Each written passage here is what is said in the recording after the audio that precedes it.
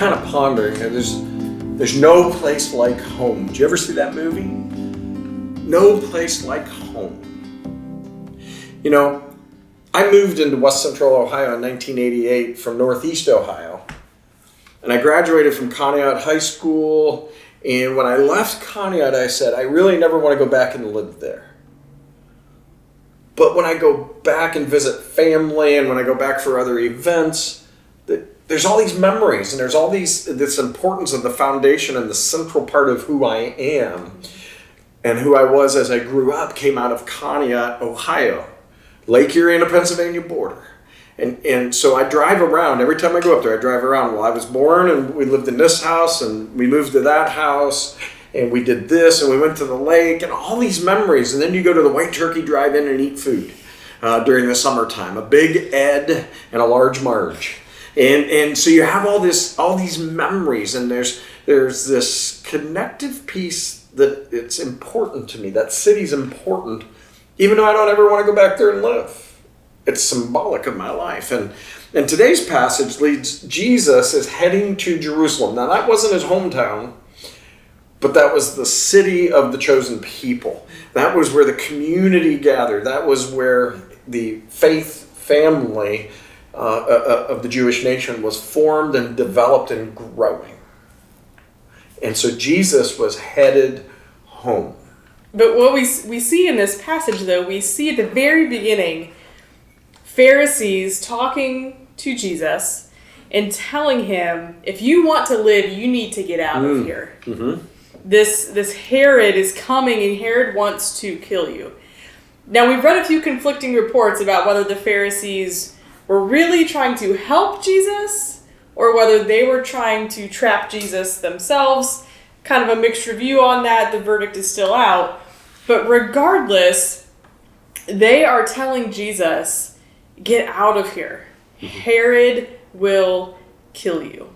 And historically, from what we know, that is true. Herod Antipas wanted to kill Jesus. And Jesus' reply, go tell that fox. Right? So foxes at that time were viewed, they're just destructive, they're worthless, they're pests, because they come and they attack the livestock, which was the livelihood of the people of that time. Right. And so Jesus is saying, tell that fox, tell that pest, tell that one who's trying to destroy that I'm going to keep going. I'm going to keep doing it. Jesus has his eyes on this mission of getting back to Jerusalem. But getting back to Jerusalem knowing that he's going to die. Right. Knowing he's going to be killed. Knowing he's not going to be fully accepted. So not only is he going back to Jerusalem, but he's going back knowing what he's facing. Mm. And as he's doing that, when I go back to my hometown, I like to celebrate the good. He wants to celebrate, and the scripture goes on and talks about like a hen protecting her chicks. And Jesus really wants to protect Jerusalem, but realizes he can't do that. Mm-hmm. Now, we could debate whether he could or couldn't had he chosen to do that, but the plan, he just could not do that. Jerusalem was where he was going to die. Mm-hmm. And the sacrifice was going to be made. What I love about what you just said about Jesus and the fox, I think, in some ways, if you read that, Jesus had a spiritual gift of sarcasm. I love having my spiritual gift of sarcasm, which definitely gets me in trouble sometimes. But he was just saying, look, a little bit of a sarcastic comment there to them. Hey, foxes have their dens, but I'm Jesus. I'm going to go to my city in Jerusalem. And the lament, the struggle is, I want to protect my city. But the flip side of that coin is by going and doing what he did, he, again, reframed the situation and protected all of humanity because of going there to die. And he says, when he's talking about, as a hen gathers her chicks beneath the wings, he says, but you wouldn't let me. Jesus is trying to protect. Jesus is trying to provide this shield, these wings of hope and embrace around the people of Jerusalem. And it says, but you wouldn't let me. And I think it's interesting that he's speaking to the Pharisees here. Right? He's not necessarily speaking to every individual in Jerusalem. Right. He's speaking to the Pharisees when he says, but you wouldn't let me. The Pharisees are getting in the way of Jesus embracing and protecting Jerusalem, because so many times in Scripture we see the Pharisees stand up against Jesus and make things more difficult for Jesus and make him prove himself over and over and over again. And they're working against him. And so his response to the Pharisees of, but you wouldn't let me. He's flipping it around and putting it on them and letting them know, you have gotten in the way. You are preventing me from embracing all of Jerusalem and providing this protection. But I believe that Jesus, had the Pharisees at that point said that, that they repented and turned from their ways, that Jesus would have opened up those wings and embraced them and said, come on in. So what's that do for us? I think it gives us hope, right? Yeah. It serves as both a warning and a word of hope.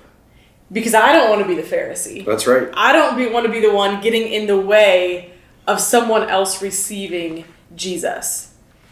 But at the same time, there is hope that Jesus still has that desire to embrace and protect and receive all those who come.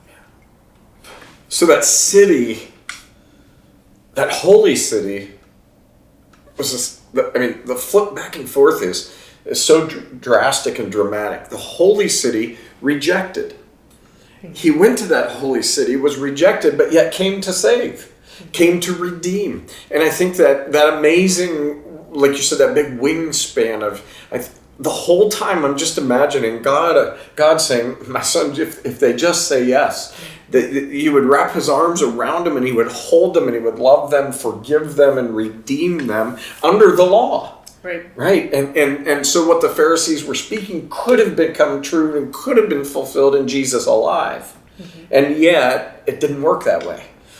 He had to go to the city, and he eventually had to go to the cross to redeem us. And well, he didn't have to. He chose to do that. But for us to be redeemed, it had to happen. And so the holy city was this place. And here's the Messiah that they were longing for and looking for and didn't recognize through their pharisaical acts and the blindness and that narrow-mindedness in the photo. They looked at just a couple people in the picture. They didn't look at the big picture. And here is Jesus coming into the city, headed towards his death and resurrection, as we can look to the end of the story, the end of Lent. And I think the irony of this is that city was a beloved city. He loved them beyond belief. But that was the last time he was in the city until he comes again to redeem us all. And so the scripture and the Jews are going to cry out, is what the passage says, blessed is he who comes in the name of the Lord, verses 13:35. Blessed is he who comes in the name of the Lord. Blessed is he who comes into your life in the moments where we are, as we don't live in the legalistic world of the Pharisees, but in the redemptive world of Jesus Christ. I think that Jesus always, always, always wants to gather us under his wings. And Jesus wants us to jump in the picture with him. Jesus invites us into the family photo. So jump on in.